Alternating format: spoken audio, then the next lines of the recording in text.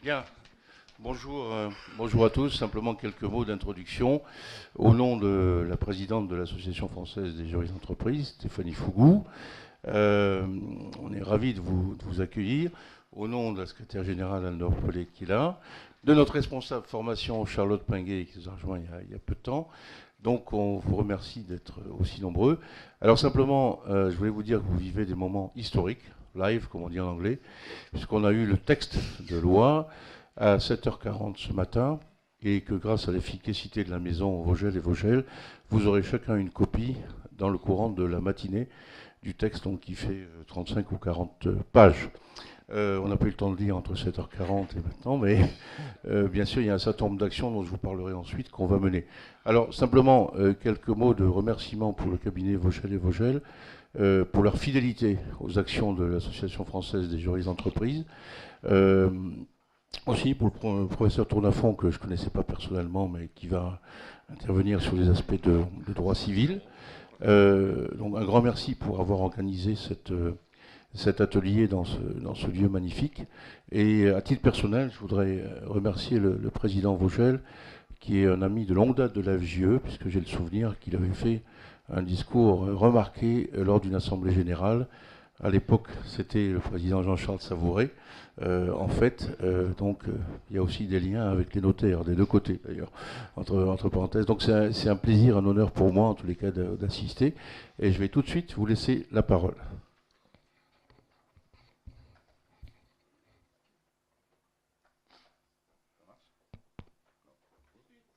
Ça marche? Ah, très bien. Bonjour à toutes et à tous. Je vais juste dire quelques mots euh, d'introduction. C'est plutôt une opinion, c'est pas une opinion doctrinale, c'est plutôt une opinion générale par rapport à ce texte qui nous poursuit maintenant depuis plusieurs mois. Je vous le dis d'emblée, je suis absolument défavorable à tout ça, donc vous pourrez relativiser ce que je dis pour finalement vous faire une opinion objective. Je voudrais faire trois observations brèves.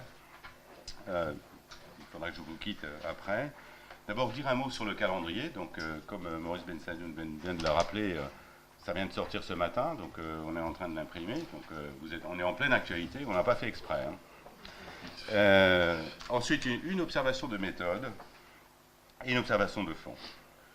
Alors, en ce qui concerne le calendrier, l'ancienne garde des Sceaux avait été autorisée, je vous le rappelle, par une loi du 16 février 2015 à réformer par voie d'ordonnance l'ensemble de notre droit des contrats.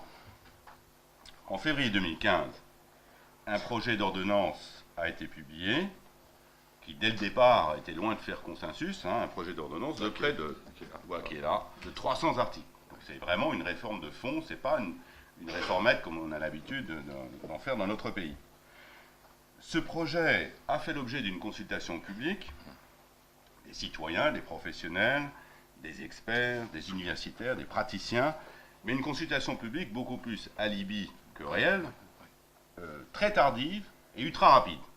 On pouvait même se dire, au début c'était pas prévu, et comme quand même, code civil c'est pas n'importe quoi, j'allais presque dire n'importe qui, eh bien on s'est dit mais il faut consulter en vitesse pour qu'on ait au moins l'air d'avoir fait quelque chose. Alors, par rapport à ces consultations, le gouvernement annonce qu'il a amélioré le texte initial, mais il n'est absolument pas garanti que la chancellerie ait tenu compte de toutes les critiques. Et il y en a eu un énorme nombre qui ont été formulées par les différents contributeurs. L'ordonnance portant donc réforme du droit des contrats a été présentée par le nouveau garde des Sceaux lors du dernier Conseil des ministres, 10 février 2016. Il était grand temps de le faire, parce que sinon l'autorisation tombait. Et elle n'a toujours pas été publiée, elle vient de l'être ce matin. Et il semble que toutes les principales dispositions du projet, mais comme Maurice Ben Sadoun l'a rappelé, on n'a pas eu le temps de vérifier, mais c'est essentiellement ce qui a été soumis à l'origine. Voilà, vous verrez. On connaissait certaines modifications dont les différents intervenants vont vous parler, mais globalement, c'est la même chose. La publication de l'ordonnance devait effectivement intervenir avant le 15 février, d'où cette vitesse, cette précipitation. Le dépôt d'un projet de loi de ratification doit avoir lieu ensuite dans les 6 mois pour que le Parlement exerce un droit de regard minimum sur le texte. Mais généralement, c'est formel. La chancellerie a indiqué qu'au vu de l'ampleur de la réforme, une entrée en vigueur différée du texte et la rédaction des dispositions transitoires était envisagée. Et, Maurice, donc c'est prévu, l'entrée en vigueur pour le 1er octobre 2016. Voilà. Certains voulaient que ça entre en vigueur dès juillet 2016. Bon. Donc là, pour le coup, c'est une bonne nouvelle, 1er octobre 2016. Enfin, dernière nouvelle, c'est que, vu que cette méthode fonctionne du point de vue du gouvernement, eh bien, le garde des Sceaux a annoncé la soumission à consultation publique, dans les semaines qui viennent, de l'avant-projet de réforme du droit de la responsabilité civile. Donc, on recommence et on va encore faire mieux. Alors, l'observation de méthode. Je trouve que la méthode n'est pas bonne. Je dirais quelle que soit la couleur politique du gouvernement. Je trouve que ce n'est pas comme ça qu'on traite d'un texte aussi important. Il a été rédigé dans le plus grand secret, sans discussion ni réelle consultation du monde des affaires. Et la voie choisie, la réforme par voie d'ordonnance, a beaucoup d'inconvénients. Parce qu'il autorise à réécrire 300 articles, sans travaux préparatoires, sans guide d'interprétation. Vous verrez que tout à l'heure, les intervenants vous en parleront, mais enfin, ce n'est pas un texte qui est d'une clarté absolue. Donc il va laisser les juges complètement démunis et les justiciables encore plus. Alors, moi, je trouve qu'il n'apparaît ni sage, ni démocratique, d'un point de vue politique, de réformer la constitution civile de notre pays comme ça, à la légère. C'est quand même pas n'importe quel texte. Et je trouve aussi que les enseignements modernes de la sociologie de la décision, ce n'est pas seulement de l'attachement historique, mais montrent que la contradiction est le meilleur moyen d'améliorer un texte. Ici, il n'y a pas de discussion. Il n'y a rien eu. Et on ne sait même pas ce que sont devenues les observations unilatérales qui ont été faites. Donc je trouve qu'on s'est privé d'une chance d'améliorer notre droit. Peut-être fallait-il remettre à jour des dispositions anciennes, tenir compte de la jurisprudence, etc. Mais je trouve que la façon dont on le fait n'est pas la bonne. Et je voudrais simplement rappeler que Bonaparte, en 1804, il avait fait appel à un comité de rédaction, composé de praticiens, c'est des hommes de loi et des praticiens, ils étaient tous avocats. Ils avaient, à l'époque, le juriste d'entreprise n'existait pas encore, sinon il y aurait eu des juristes d'entreprise. Et on n'en doute pas. Il avait pris soin de prendre des gens du Nord et des gens du Sud, justement pour que toutes les traditions juridiques de notre pays soient représentées. Donc le travail avait été fait très sérieusement. Avec l'aide des tribunaux. Avec l'aide des tribunaux, parce que tous les tribunaux ont été consultés. Donc les magistrats les praticiens de l'époque, les seuls existants, avaient fait un projet, les tribunaux ont été consultés. Bonaparte a assisté à un grand nombre de séances du Conseil d'État, et très souvent, il admettait les points de vue des différents intervenants, il n'a pas imposé son point de vue. Donc le Code civil, ce n'est pas le Code opinion Napoléon Bonaparte. Le Code civil, c'était le fruit d'une longue discussion, d'une grande préparation, à partir justement de l'expérience réelle des opérateurs. On parle aujourd'hui des opérateurs économiques. Le Sénat, d'ailleurs, dans sa sagesse, a désapprouvé la méthode employée, à l'unanimité moins une voix. Je ne sais pas lequel s'est trompé de bouton. Voilà, donc ce que je vous dis, voilà, sur la méthode, je trouve qu'on aurait pu faire beaucoup mieux, que ce n'était pas la peine de procéder comme ça. Je pense que même s'il fallait réformer notre droit, la façon dont on l'a fait n'est pas la bonne. Ensuite, sur le fond, une observation rapide, puisque les intervenants vont vous parler amplement du fond. Je voudrais simplement vous lire le compte-rendu, le communiqué qui a été publié à l'issue du Conseil des ministres hier. Alors, je lis, je cite, « L'ordonnance est le fruit d'une dynamique constructive, associant théoriciens et praticiens du droit et des affaires. » Je ne sais pas si les praticiens sont beaucoup intervenus comme temps. « Pour élaborer un outil conceptuellement solide et concrètement performant. Et il constitue un texte cohérent, à même de répondre aux attentes de l'ensemble des parties intéressées, en leur offrant un droit sûr, efficace et en même temps protecteur. » Ce sont les trois termes que je voudrais interroger. Cette réforme aurait donc trois avantages. Elle doterait notre pays d'un droit plus lisible, sûr, plus protecteur et plus attractif. La réforme rend-elle notre droit plus lisible et plus accessible? Je ne le pense absolument pas. Le projet, l'ordonnance aujourd'hui, propose de remplacer des concepts précis qui ont été définis par une abondante jurisprudence. Justement, s'il fallait mettre en forme la jurisprudence, eh bien, il fallait en tenir compte et pas faire ce qu'on a fait là. Qu'on a remplacé par des notions floues, au caractère complètement incertain, et qui vont constituer autant de difficultés d'interprétation, de mise en œuvre. Enfin, pour les avocats, c'est peut-être pas plus mal. Ces nouveaux concepts devront être interprétés sans l'aide de travaux préparatoires, ce qui rend la chose encore plus incertaine, plus difficile. Et je ne citerai qu'un exemple ici, parce que, qui a été maintenu. Pourquoi avoir abandonné les notions de cause et d'objet du contrat et de l'obligation pour celles de contenu du contrat dont personne précisément n'arrive à cerner le contenu, hein. Si vous avez lu les travaux en doctrine, enfin ça donne lieu à des discussions interminables. Donc au lieu de simplifier les choses, de faire le point de la jurisprudence, à partir du stock de décisions dont on disposait, on part sur complètement autre chose. Donc à la limite, la jurisprudence passée ne sert à rien. La réforme rend-elle notre droit plus protecteur? C'est quand même, c'est ça l'inspiration du texte, on veut protéger les parties faibles. Là encore, la réponse, à mon sens, est complètement négative. Donc même, je me mets dans la ligne du texte, dans la ligne idéologique de ce texte, je trouve qu'il n'atteint pas son objectif. Donc je ne critique pas de l'extérieur, je critique de l'intérieur. Si j'avais voulu faire ce que la garde des Sceaux voulait faire, c'est pas comme ça que je m'y serais pris. Le projet d'ordonnance, en réalité, qu'est-ce qu'il fait? Eh bien, il fragilise le contrat dès sa formation. Pourquoi? Ben, on introduit le principe de bonne foi dès ce stade. Et il introduit en fait une faculté de remise en cause généralisée des contrats, ce qui est très mauvais pour les opérateurs. Les opérateurs détestent l'instabilité. Je trouve que c'est un choix, c'est pas un choix de juriste, c'est un choix de politique. Il étend le vice de violence à l'abus de dépendance à l'état nécessité. Il sanctionne les clauses jugées abusives dans les contrats d'adhésion. Il consacre la théorie de l'imprévision. Vous verrez, il y a des nuances dans tout ça, mais ils en parlent. Comme d'habitude, moi ça me rappelle le droit du cautionnement. Trop de protection tue la protection. Quand on a voulu protéger la caution, à la limite, elle pouvait sortir de son contrat comme elle voulait, ben, on a inventé la garantie à première demande. Les opérateurs ne restent pas figés dans un état de droit qui ne les satisfait pas. Ils vont inventer autre chose et développeront autre chose, et le législateur devra suivre. Cette protection du contractant supposé faible risque en réalité, comme d'habitude, de se retourner contre lui. C'est celui qu'on voulait protéger qui sera la première victime de ce texte, parce qu'il va inciter les entreprises, notamment, à ne pas contracter avec des partenaires économiquement dépendants. C'est aussi simple que ça. Ou à veiller à faire très attention aux engagements qui sont insérés dans ce type de contrat. Plus généralement, un droit imprévisible n'est pas un droit protecteur. La première protection, c'est la sécurité juridique. Quel que soit l'opérateur, quelle que soit sa taille, faible ou pas faible, le droit doit être neutre pour que ça fonctionne, pour qu'il soit efficace d'un point de vue économique.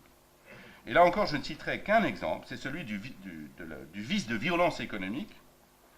Alors, selon l'ordonnance, un contrat peut être annulé lorsqu'une partie abuse de l'état de nécessité ou de dépendance dans lequel se trouve l'autre partie pour obtenir un engagement que celle-ci n'aurait pas souscrit si elle ne s'était pas trouvée dans cette situation de faiblesse. Mais qu'est-ce qu'un abus? Qu'est-ce qu'un état nécessité? Qu'est-ce qu'un état dépendance? Pour avoir expérimenté ces notions en droit de la concurrence, je peux vous dire, l'état de dépendance, personne n'a réussi à définir ce que c'était. Nous sommes tous dépendants les uns des autres. Où s'arrête, ou comment, en droit, on a besoin de répondre par oui ou non à un moment donné. Où s'arrête la non-dépendance, où commence la dépendance? Alors, cette disposition-là que je viens de lire a aussi été reprise parce que le compte-rendu, pour expliciter les choses, je le cite, compte-rendu du Conseil des ministres, la réforme protège la partie faible en sanctionnant par la nullité l'abus de dépendance d'une partie. Par exemple, la cession des droits d'auteur d'un salarié à une entreprise qui n'aurait été obtenue que dans la crainte d'une compression de personnel sera nulle. Ils vont recopier d'accord. Bon. Alors, enfin, et à mon sens c'est le plus important, cette réforme rend-elle notre droit plus attractif? Eh bien la réponse elle est clairement négative. En réalité, je l'ai déjà dit d'emblée, cette réforme repose sur un choix idéologique. Ce choix, c'est celui de l'économie administrée. On pense mieux faire que les opérateurs privés qui sont sur le marché. C'est celui du solidarisme contractuel. au détriment de l'économie de marché et au détriment de l'autonomie de la volonté. La liberté est sacrifiée au nom de principes théoriques, peut-être très généreux, mais qui vraiment sont le fait de personnes qui n'ont pas l'expérience de la vie réelle. Hein. Tout ceci va faire de notre droit un droit très peu efficient du point de vue économique et un droit très peu attractif dans les rapports internationaux. Aujourd'hui, la France n'est pourtant pas si mal placée s'agissant de l'application du droit français et de la compétence des tribunaux français dans les rapports internationaux. Quand vous lisez le rapport de Doing Business, qui souvent est critique à propos de notre droit, mais pas pour le droit du travail, etc. Bon, mais, donc là, dans la dernière édition 2015, notre pays se classait en 31e position en termes de réglementation d'affaires, ce qui n'est pas fantastique, mais il se positionnait au 10e rang s'agissant de l'exécution contractuelle et du commerce international. Donc notre droit dans les rapports internationaux était relativement compétitif. Est, pour l'instant, relativement compétitif. Ce projet, ce texte, risque de changer la donne. Que risquera le co-contractant étranger s'il soumet son contrat à ce nouveau droit français des contrats? Le juge pourra contrôler son intention. C'est très difficile à faire, ça. Le juge pourra annuler les engagements d'un co-contractant dépendant. On a vu il y a 2 minutes que ça va être compliqué. Le juge pourra apprécier l'équilibre entre les droits et obligations des parties dans tout contrat d'adhésion, y compris entre professionnels. Et nous avons déjà une disposition dans notre droit, le déséquilibre significatif, et je peux vous dire qu'il donne lieu à une jurisprudence complètement incompréhensible. Ah oui, le juge pourra mettre fin au contrat dès lors qu'il ne sera plus rentable pour le partenaire. Y a-t-il beaucoup d'entreprises, françaises ou étrangères, qui prendront le risque de soumettre leur contrat international à un tel droit? À mon avis, la réponse, c'est non. Elles préféreront un droit plus souple, elles préféreront un droit plus sûr, elles préféreront un droit plus respectueux de leur volonté. Et je vais vous donner un exemple, je finirai par là, c'est celui du droit allemand. Le droit allemand comporte un contrôle des clauses abusives par le juge qui est très très poussé. Et ça c'est une expérience tout à fait réelle. Qu'ont fait les entreprises allemandes dans leurs contrats internationaux? Elles ont fui le droit allemand. Il n'y a plus une entreprise allemande aujourd'hui qui soumet son contrat international au droit allemand des obligations. Elles le soumettent au droit suisse. Voilà. C'est la même chose que le droit allemand avec le contrôle des clauses abusives en moins. Donc c'est pas compliqué. Donc ce qui est en train de se passer en Allemagne, ça va se passer chez nous. Donc on a un exemple très concret de ce qui va arriver. Ce n'est pas de la théorie générale, c'est effectif. Que fait le législateur allemand? Eh bien il va réformer son droit. Voilà. Et nous avons vu le changement complet dans la soumission à la loi des opérateurs pour le monde entier. Eh bien, ils sont passés du droit allemand. Alors, les Allemands étaient attachés à leur droit. Hein. C'était justement la chose qu'il ne fallait pas discuter avec un Allemand. Eh bien, ils ont complètement changé de position. Et ils sont passés au droit suisse. Voilà. Donc, ce que je pense, pour finir, c'est que, bien dans la concurrence internationale des droits des juges, qui est quand même c'est plus qu'une annonce, c'est la réalité aujourd'hui. Eh bien, cette réforme n'est pas un atout pour notre droit, mais plutôt un handicap. Voilà, merci.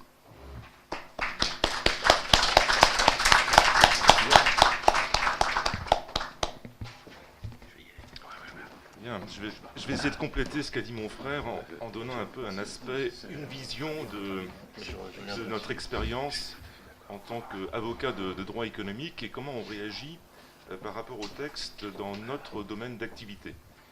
Alors la première réflexion qu'amène ce texte, en plus de ce que vous a dit mon frère, c'est que on peut se demander aussi si la réforme du droit commun des contrats, est-ce que c'est vraiment ça le problème du droit des contrats en France?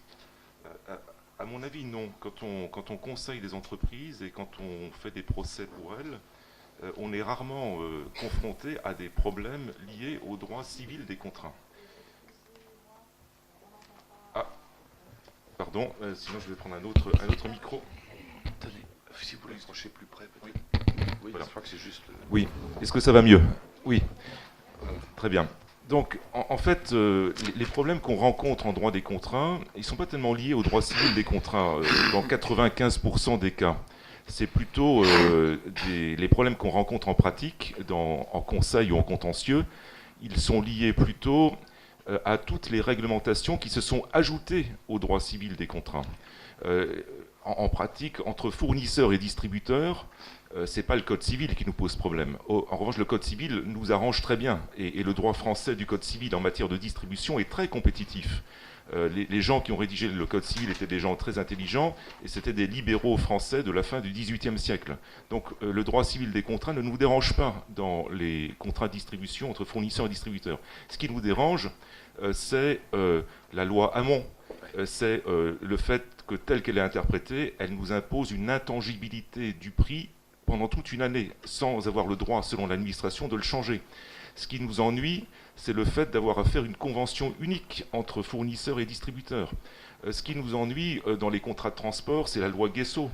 Ce qui nous ennuie aujourd'hui aussi dans un an dans les contrats de distribution, c'est la loi Macron, qui va imposer toutes sortes d'obligations. C'est pas Portalis qui a inventé la loi Macron. Donc ça, c'est un premier problème. Donc je pense qu'on ne traite pas des vrais problèmes du droit français des contrats d'aujourd'hui, qui devraient être réformés, mais en matière de droit commercial des contrats. L'autre problème, c'est que dans notre pays, on attache toujours trop d'importance au texte. C'est-à-dire on croit qu'on va changer les choses, améliorer les choses en changeant un texte. Mais c'est pas ça le plus important.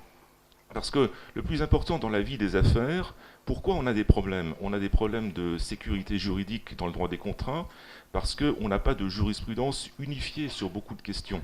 On a des courants de jurisprudence différents de la Cour de cassation sur beaucoup de questions de droit des contrats.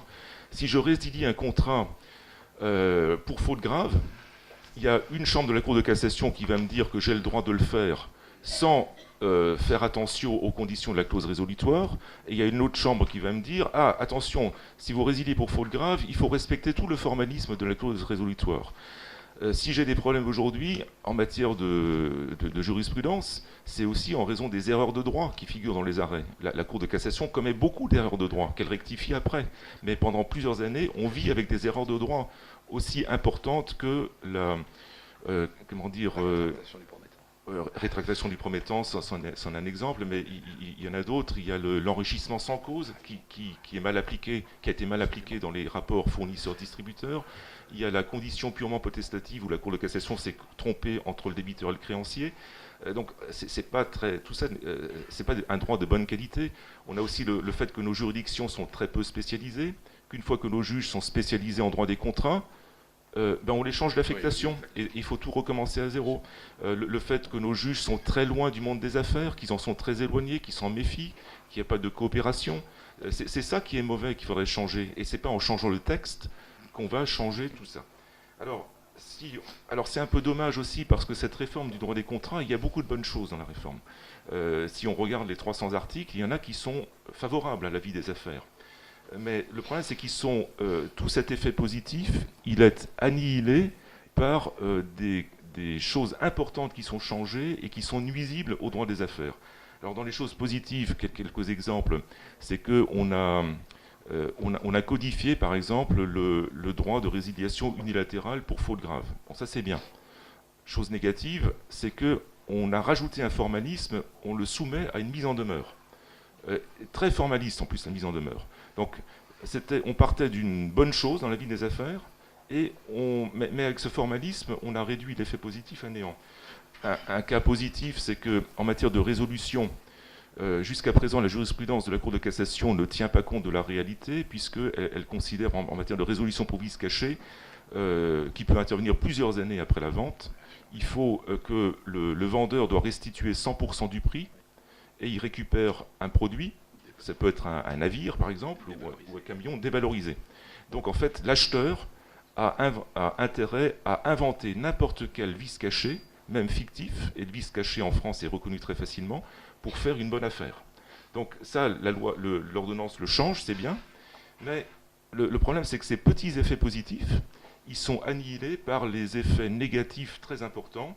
Alors pour moi, en tant qu'avocat, mais nous reviendrons plus sur le détail, mais en tant qu'avocat, en matière de droit économique, il y a deux grandes séries de choses qui ne vont pas à mon avis.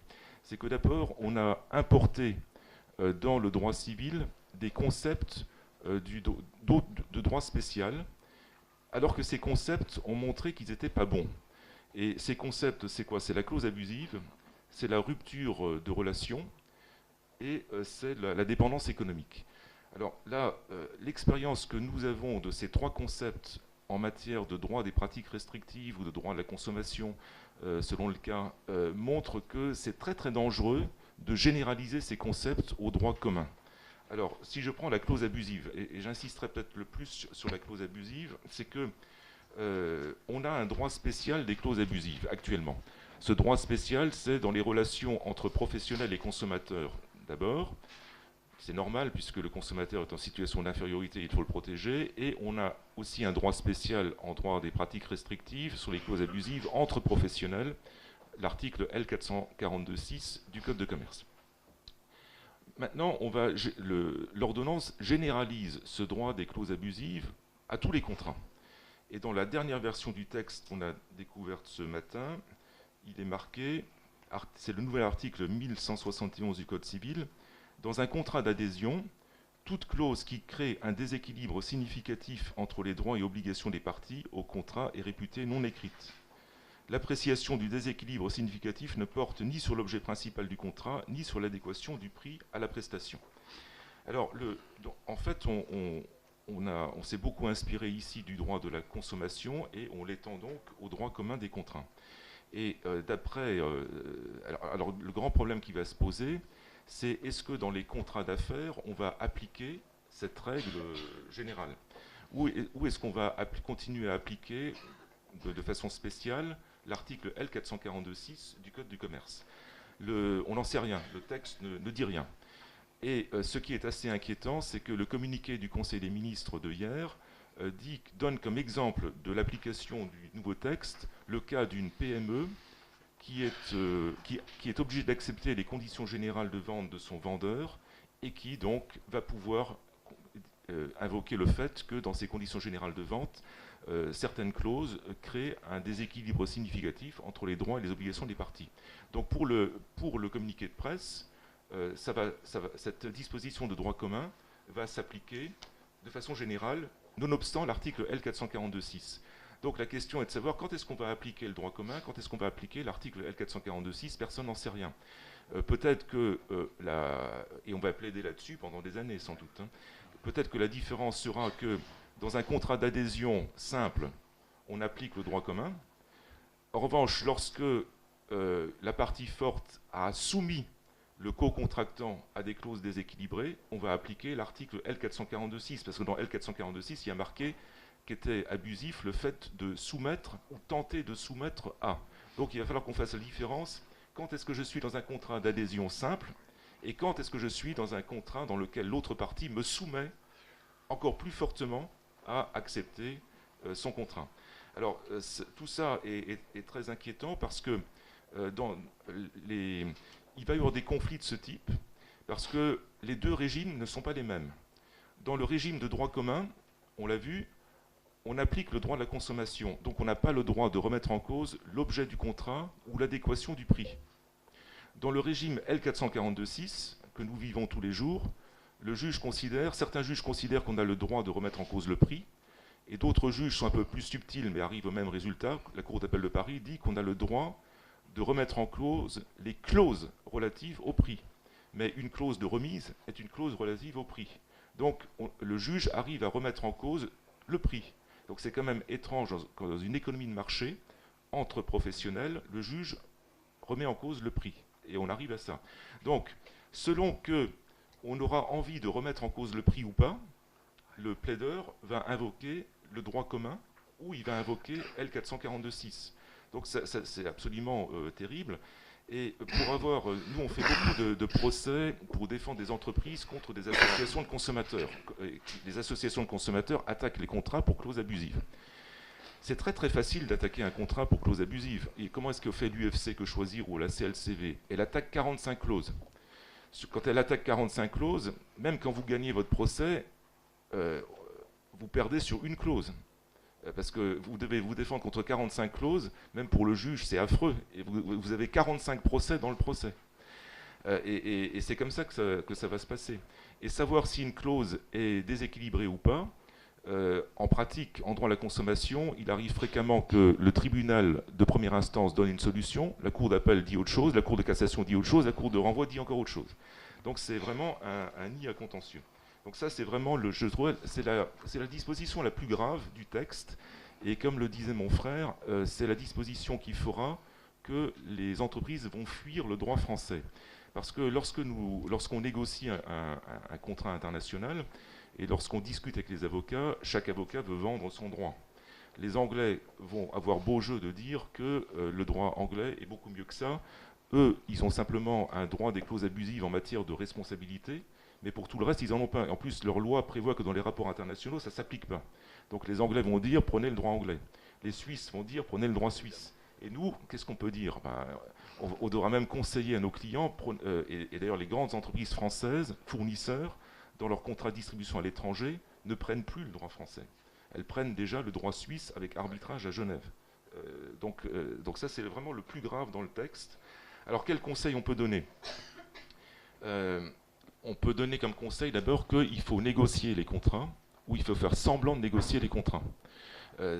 Alors, par exemple, il y a un procès actuellement entre Apple devant le tribunal de commerce de Paris et les 4 opérateurs de téléphonie, Orange, Free, Bouygues Telecom, SFR. Et dans ce procès, Apple est assigné pour clause abusive. Et qu'est-ce que fait Apple maintenant dans les nouveaux contrats? Ils essayent de négocier le contrat. Donc comment ils font? Ils envoient un projet de contrat absolument affreux, avec des clauses inacceptables. Et donc les opérateurs, ils sont obligés de négocier parce qu'ils ne peuvent pas dire j'accepte une clause inacceptable. Et donc Apple a ainsi la preuve que le contrat a été négocié. Donc on va aboutir à des comportements pervers de ce type pour arriver à montrer que le contrat a été négocié, ce n'est pas un contrat d'adhésion. Ensuite, autre précaution, il ne faut pas, dans les négociations, il faut dire aux opérationnels, n'essayez pas d'obtenir n'importe quel avantage à tout prix, parce que c'est illusoire. Vous allez obtenir un avantage, mais le juge va le remettre en cause tout de suite. Donc ça, il faut dire aux opérationnels, ne négociez pas n'importe comment. Ça ne sert à rien. Et troisième chose, il faut rédiger les contrats autrement. C'est-à-dire qu'aujourd'hui, les contrats, on les rédige, la partie forte le rédige en sa faveur. Mais ça ne sert plus à rien. Il faut rédiger le contrat de façon équilibrée et il faut montrer dans le contrat tous les avantages qu'apporte le contrat à l'autre partie. Donc il faut éviter les clauses unilatérales. Lorsqu'il y a une clause de résiliation pour un fait, il faut que réciproquement ce fait permette la résiliation à l'autre partie. Lorsque on décrit les avantages du contrat, le fournisseur doit montrer tout ce qu'il donne au distributeur.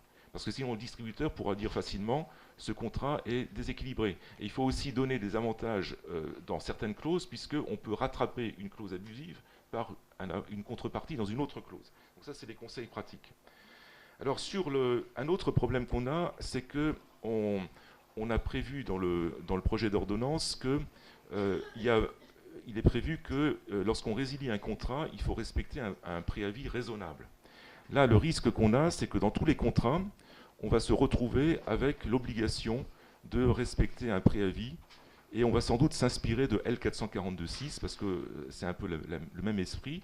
Donc ça veut dire qu'on va avoir un allongement des préavis en droit français dans tous les contrats, y compris entre non-professionnels. Donc ça c'est très très ennuyeux parce que notre droit va devenir encore plus rigide. On va devoir rester en relation encore plus longtemps avec des partenaires, même s'ils ne sont pas performants. Donc la rigidité qu'on a déjà à cause de L442-6, où les délais de préavis vont maintenant jusqu'à 3 ans, on va la retrouver dans tous les contrats. Donc ça aussi, c'est pas du tout une bonne idée. Et là, le conseil qu'il faut donner en pratique aux opérationnels, et ça va être étendu. Alors, les avocats vont être protégés aussi par les avocats ne sont pas protégés, par exemple, par L442-6, mais ils vont être protégés par le droit commun des contrats. Donc, une entreprise qui veut changer d'avocat ne pourra plus le faire du jour au lendemain.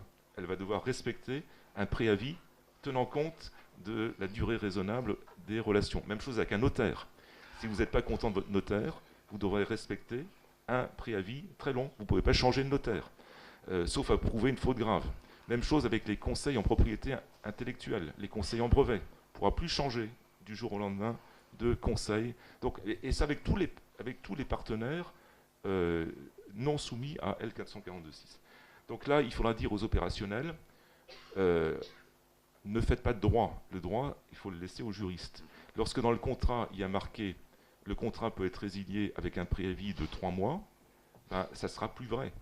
Si les relations ont duré pendant 50 ans, ça sera un préavis de 2 ans, 3 ans qu'il faudra respecter.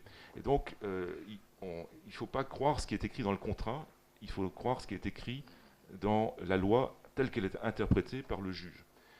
Dépendance économique, mon frère vous en a parlé, ça c'est une très mauvaise chose, parce que qu'est-ce qui se passe dans la vie pratique lorsqu'on protège quelqu'un pour dépendance économique? Alors bien entendu, lorsqu'il n'y a pas le choix, si on protège les salariés, tous les salariés, bon, on n'a pas le choix, ils sont protégés.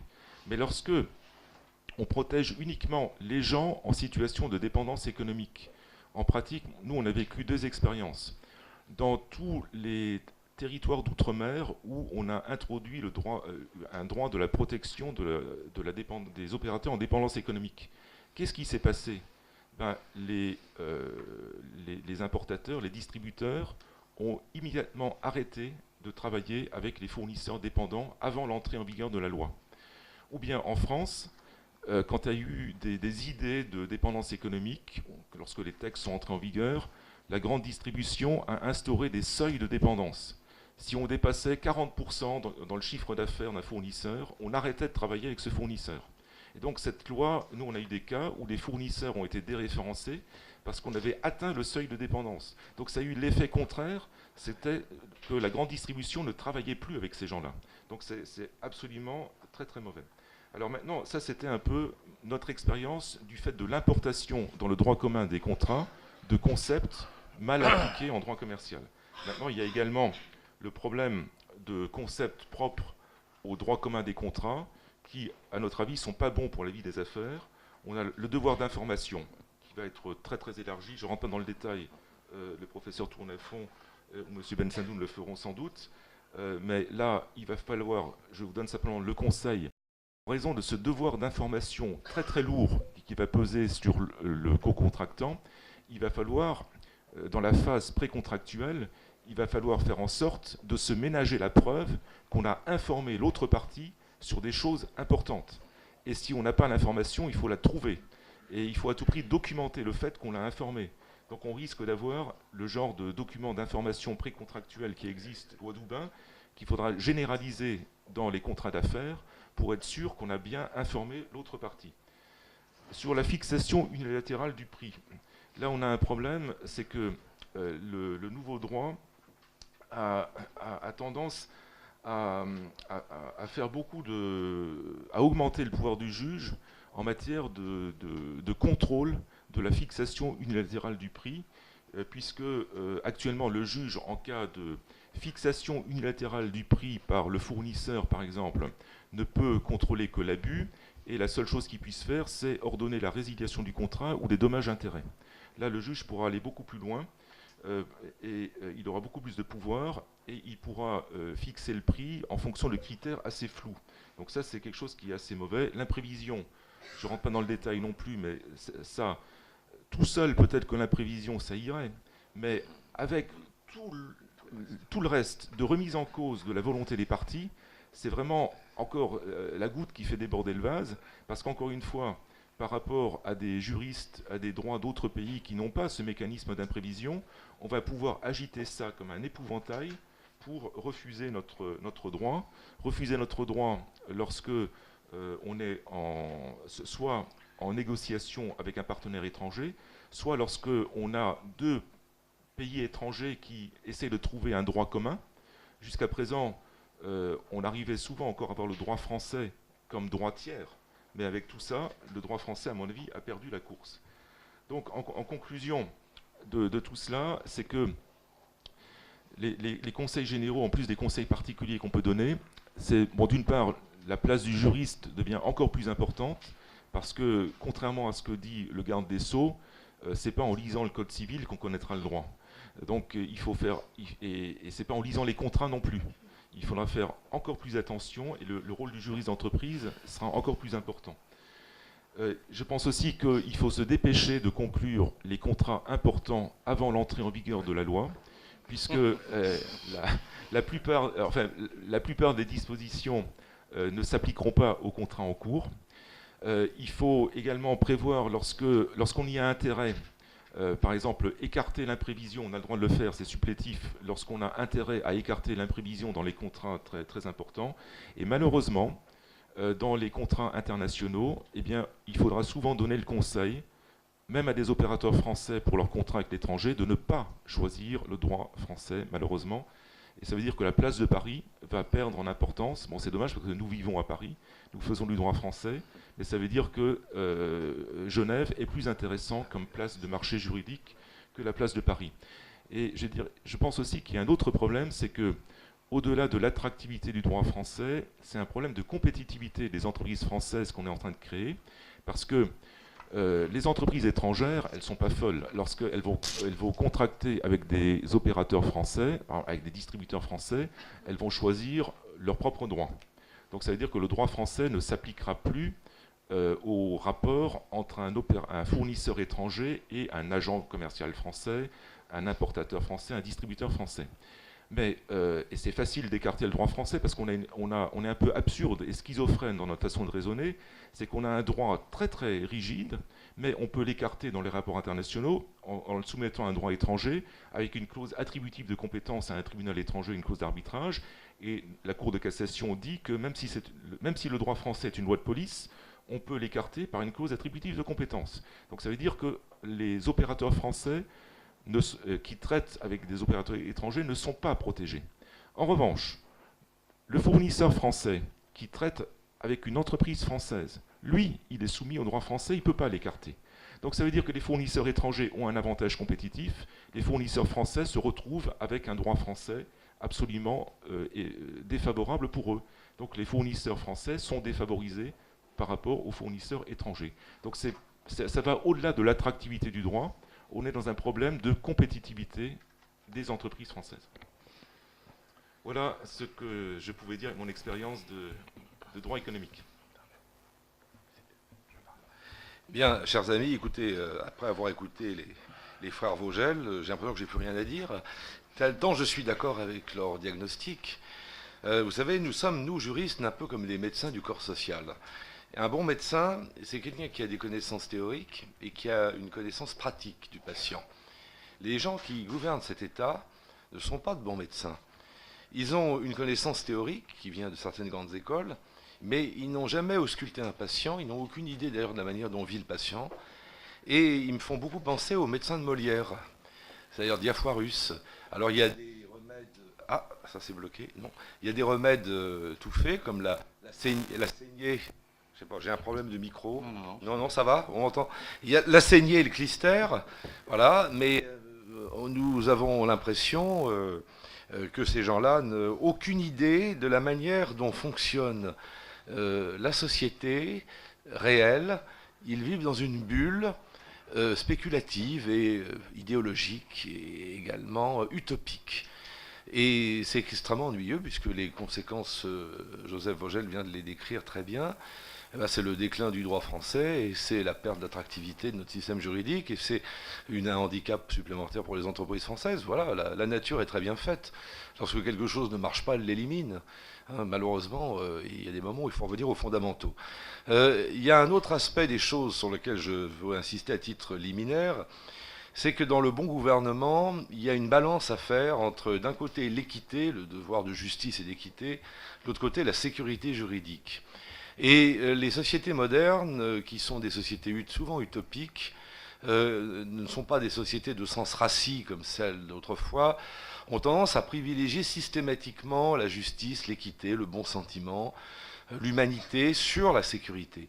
Et c'est une erreur extrêmement grave, parce qu'il s'avère que l'insécurité juridique est encore plus nuisible que l'injustice. Alors ça, c'est une chose que les contemporains ont du mal à comprendre. Mais Goethe, le grand poète allemand et philosophe, disait « Mieux vaut une injustice qu'un désordre ». Ça a beaucoup choqué, mais c'est tout à fait vrai. Une injustice, elle est ponctuelle, elle est correctible. Un désordre, il est général, il entraîne la chute de la société tout entière. Et rappelez-vous, sous l'Ancien Régime, Qu'est-ce qui a précipité la Révolution française? Entre autres, un sentiment d'insécurité juridique permanent. Parce qu'on ne connaissait jamais l'issue d'un litige. Le juge pouvait rendre des arrêts de règlement. Le juge disposait de 6 ou 7 sources de droit dans lesquelles il pouvait puiser, les ordonnances royales, les édits du roi aussi, bien sûr sa propre jurisprudence, les arrêts de règlement, le droit romain, le droit canonique, les coutumes germaniques, les coutumes du Sud. On avait 6 ou 7 sources potentielles. Le juge pouvait faire à peu près ce qu'il voulait et il n'avait pas besoin de motiver ses décisions.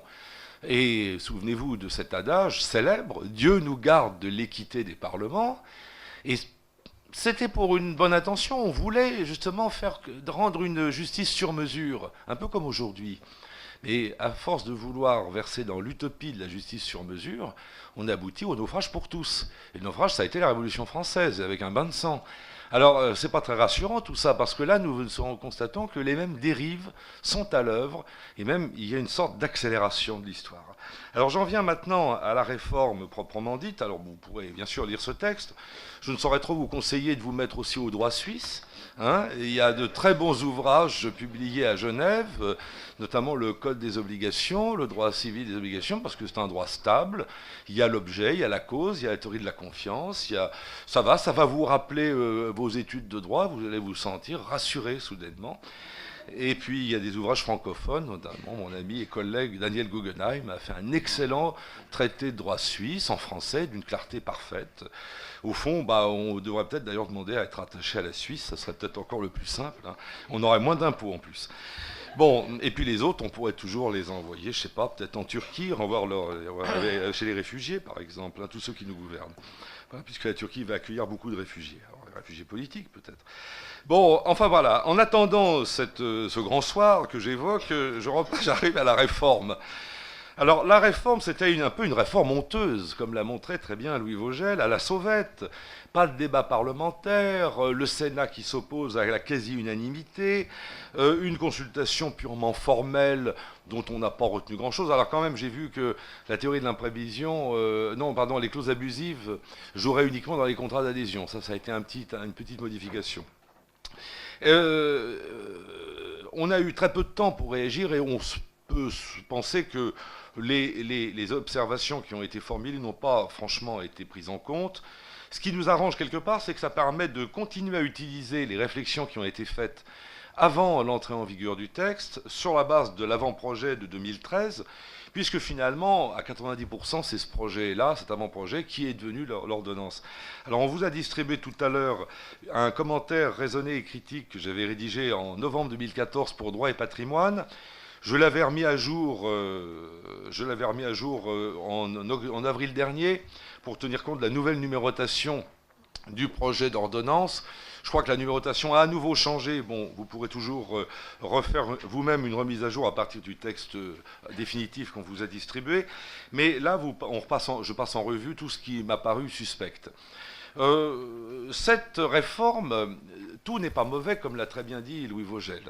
On peut dire même que sur le plan quantitatif, la majorité des articles ne soulèvent pas de critiques particulières et sont une modernisation et une synthèse de la jurisprudence et des progrès de la doctrine et de la pratique.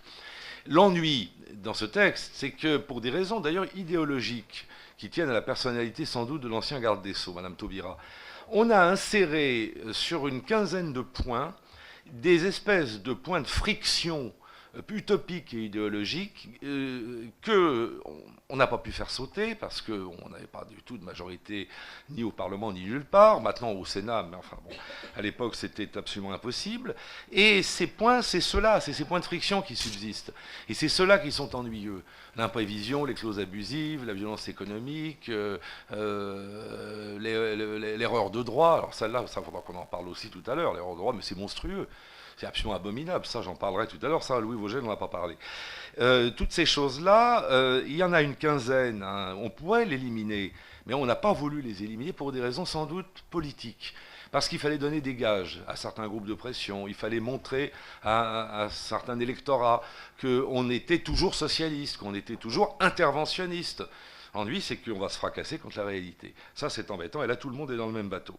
Est-ce que cette réforme, d'ailleurs, on a pu se poser la question, un auteur tout à fait éminent, Geneviève Vinet, a écrit à la Semaine Juridique, là, il y a quelques semaines, une remarquable chronique sur justement la nécessité de la réforme, et elle montre très bien que ce qui était indispensable, c'était la réforme de la responsabilité civile, pas du tout la réforme du droit des contrats.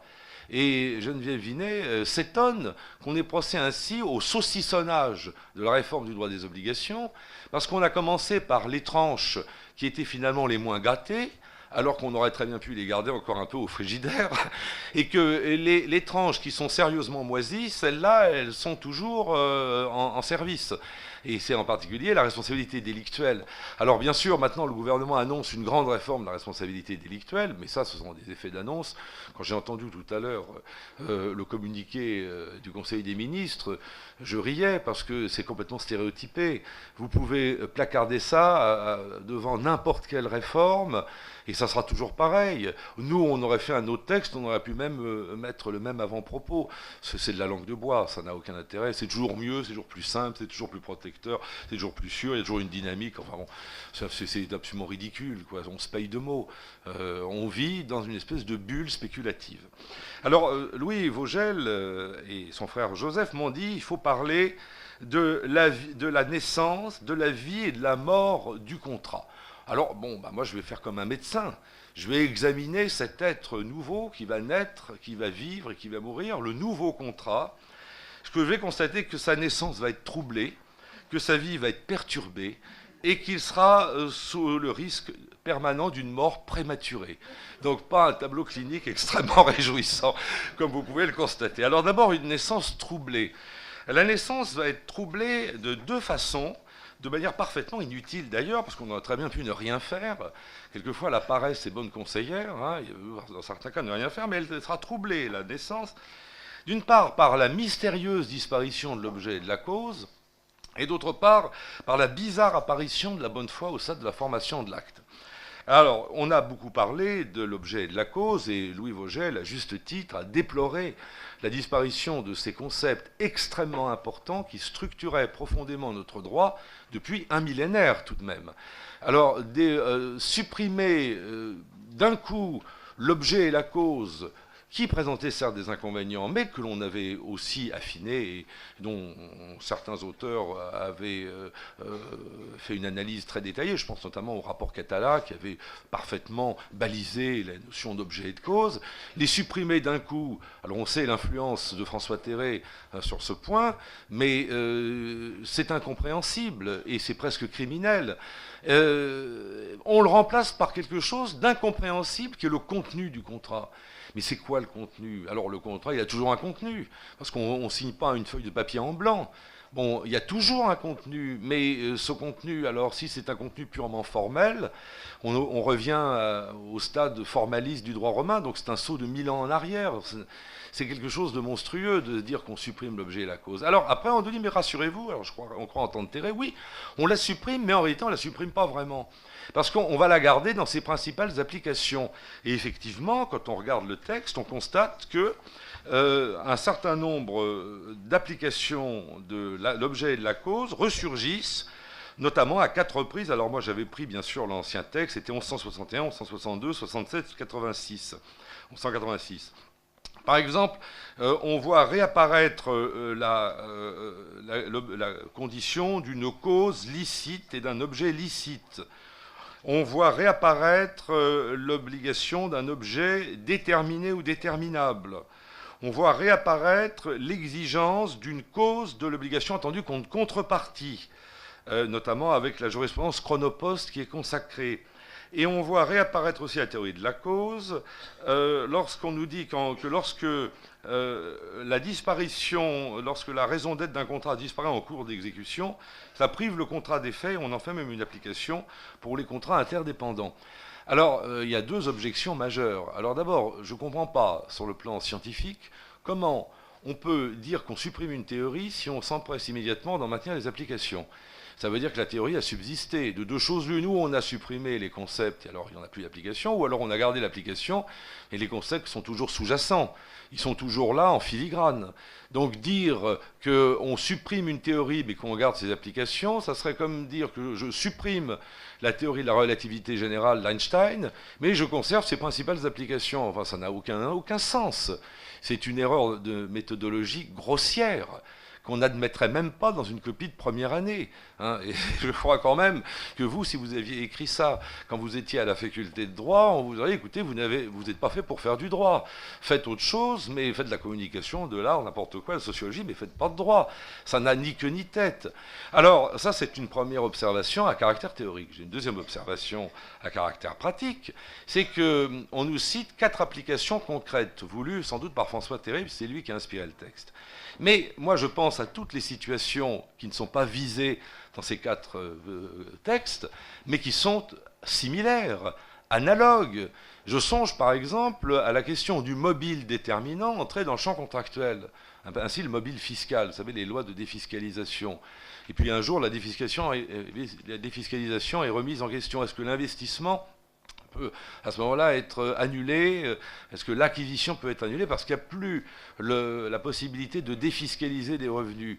Eh bien ça, on ne sait pas trop, parce que ça n'entre pas apparemment dans les 4 cases qui ont été assignées par le législateur. Donc vous voyez, là, il y a un problème extrêmement important et qu'on a créé de toutes pièces. Hein. Franchement, c'était pas la peine. Pourquoi alors là, vraiment, c'est pourquoi faire compliqué alors qu'il suffisait de ne rien faire, ou de préciser les notions d'objet et de cause. Après apparaît la bonne foi. Alors on se demande ce que la bonne foi vient faire au stade de la formation même du contrat. La bonne foi, on sait très bien qu'elle a un rôle dans l'exécution du contrat. Bon, c'est l'article 134 du Code 1804 qui dit que les contrats doivent être exécutés de bonne foi. Alors, tout le monde est d'accord, et il y a eu de très grandes applications pratiques et utiles. Et ça, c'est un principe traditionnel. Bon.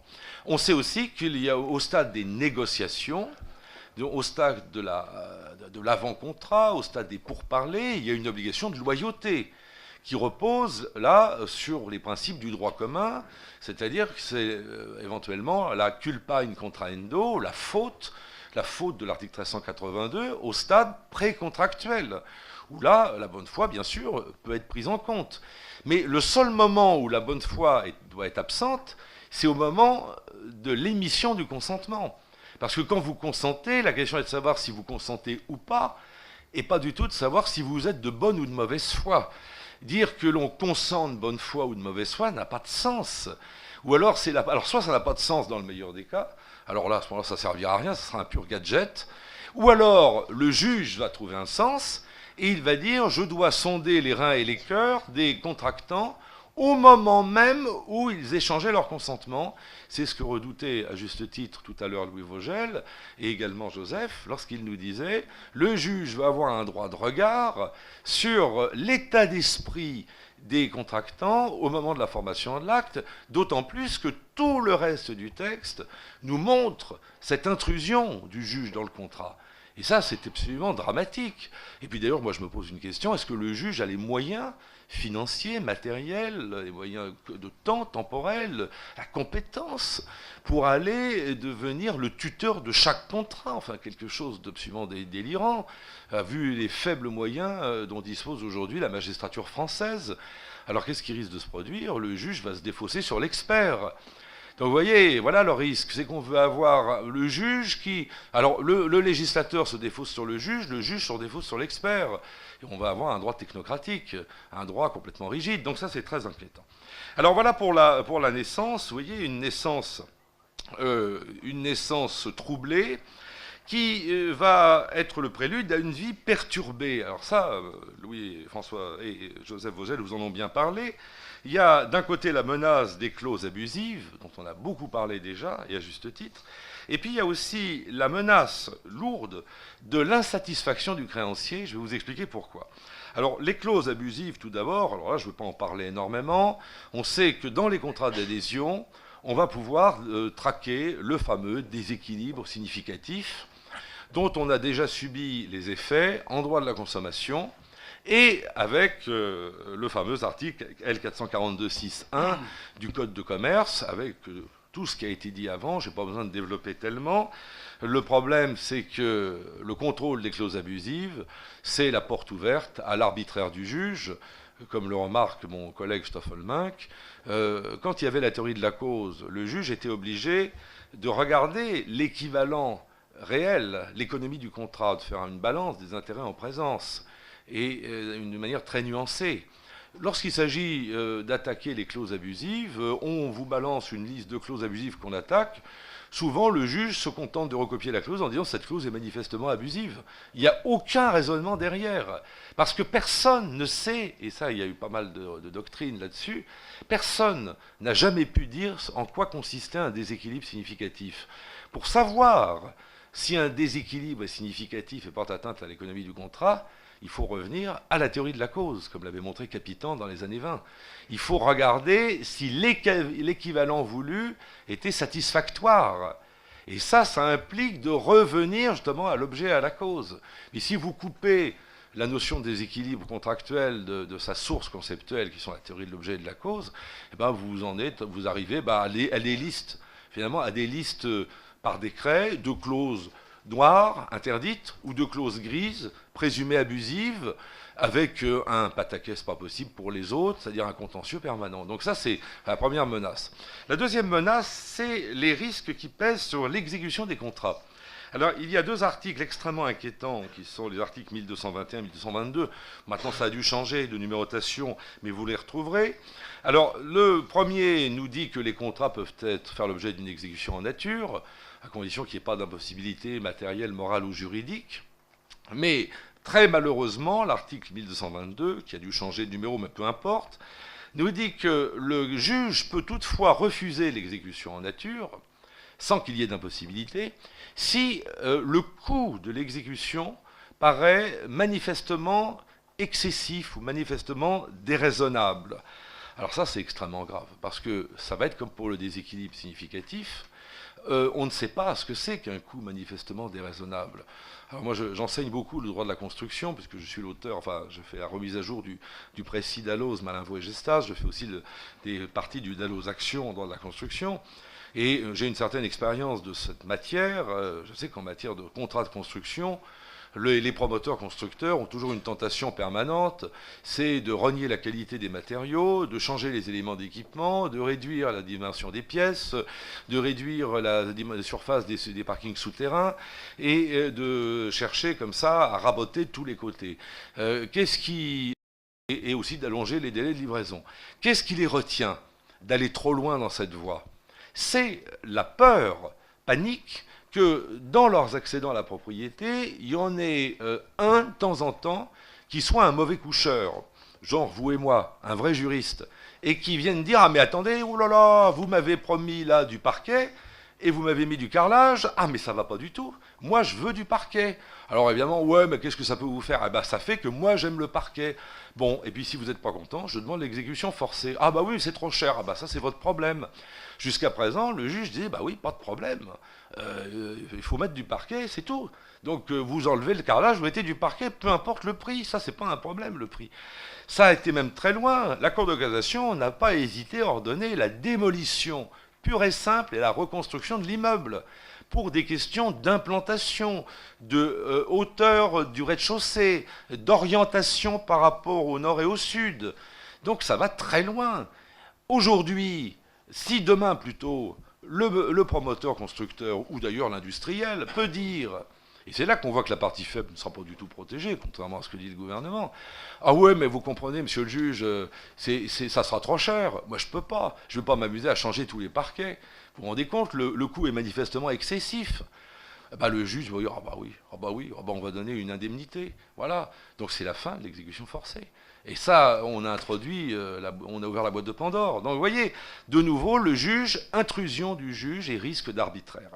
Alors voilà pour l'avis de ce malheureux contrat, qui est ballotté. Vous voyez, ce contrat est malheureusement un enfant d'une famille désunie, qui est tiraillé, ballotté, une naissance troublée, une vie perturbée. Et en plus, maintenant, vous allez avoir un risque de mort prématurée. Alors, décidément, il n'a vraiment pas de chance. Hein. C'est un être débile. Il vit sous l'ombre menaçante de l'imprévision et il vit en plus avec la prolifération des vices du consentement. Alors l'ombre menaçante de l'imprévision, c'est l'article 196 qui a dû changer de numérotation, mais qui nous dit qu'en fin de compte, si dans un contrat de longue durée, à exécution successive ou non d'ailleurs, les conditions économiques ont changé et que l'exécution devient excessivement onéreuse, et ça encore on ne sait pas ce que ça veut dire, hein, excessivement onéreuse, le juge, en cas d'échec des négociations, pourra mettre fin au contrat.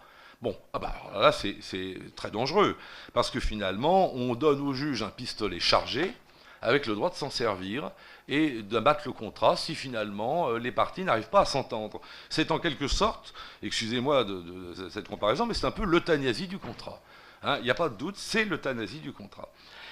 En plus, le texte d'origine, je ne sais pas, là il faudrait vérifier, mais n'avait même pas réservé le cas où le contrat avait déjà prévu une clause de sauvegarde.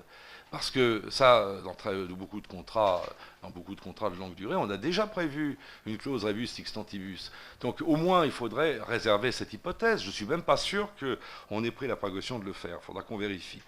Alors tout ça est assez inutile, parce que dans la majorité des contrats conclus entre professionnels, il y a des clauses qui prévoient justement le risque d'imprévision. Et quand on est dans un contrat conclu entre professionnels et consommateurs, ou particuliers, là, le gouvernement a complètement oublié qu'il y avait généralement des statuts de protection de la partie faible, que ce soit en droit du travail, en droit des baux d'habitation, en droit des assurances, ou encore en droit de la consommation. Il y a des dispositions protectrices d'ordre public nombreuses qui permettent toujours à la partie faible au contrat de se dégager de celui-ci, parfois d'ailleurs sans préavis, ou avec un préavis de courte durée. Donc on ne voit absolument pas l'intérêt d'aller mettre dans tous les contrats du Code civil cette théorie de l'imprévision, alors que les contrats, que les régimes spéciaux contractuels qui sortent du droit de la consommation, du droit du travail, du droit des baux d'habitation, de tous ces régimes protecteurs, ont déjà prévu le risque d'imprévision. Donc là, il y a une méconnaissance totale de ce qui faisait l'équilibre du droit français. Vous voyez, il y a quelque chose de dramatique dans le fait que les gens qui ont fait ce texte n'avaient pas en vue le droit français tel qu'il était, mais des utopies qui vivaient dans leur monde, dans leur bulle spéculative. Ça, c'est très inquiétant. Alors, l'autre danger, c'est la prolifération des vices du consentement. On vous a parlé déjà, et là je ne reviendrai pas trop dessus, de la violence économique. C'était l'article 1142, le fait d'abuser de l'état de nécessité ou de dépendance. C'est une définition qui est beaucoup trop floue, parce que la Cour de cassation avait de temps en temps admis la violence économique, notamment dans un arrêt du 3 avril 2002, mais elle avait balisé le concept, elle avait dit attention, c'est l'exploitation abusive d'une situation de dépendance économique faite pour tirer profit de la crainte d'un mal menaçant directement les intérêts légitimes de la personne. Donc là, c'était quand même beaucoup plus précis. Alors, le fait d'abuser de l'état de nécessité ou de dépendance, ça peut s'appliquer à n'importe quel contrat conclu dans l'urgence. Je vais vous donner un exemple. J'ai une fuite, un dégât des eaux, j'ai une fuite d'une canalisation qui éclate un week-end. Je fais venir en urgence un pompier d'urgence à 3 heures du matin. Il va me facturer évidemment un tarif qui sera beaucoup plus élevé que le tarif normal. Après, je pourrais dire, ah ben non, il a abusé de mon état de nécessité et de dépendance. Sans ça, j'avais de l'eau dans ma maison qui coulait partout. Ah oui, alors à ce moment-là, tous les contrats conclus dans l'urgence vont pouvoir être attaqués. Ça, c'est très dangereux, et puis ça vient s'ajouter à tout ce qu'on a vu avant. Donc quand même, ça en rajoute encore une couche. Louis Vogel n'a pas parlé, ni non plus son frère Joseph, d'autres dangers. Notamment, on a multiplié les cas d'erreur.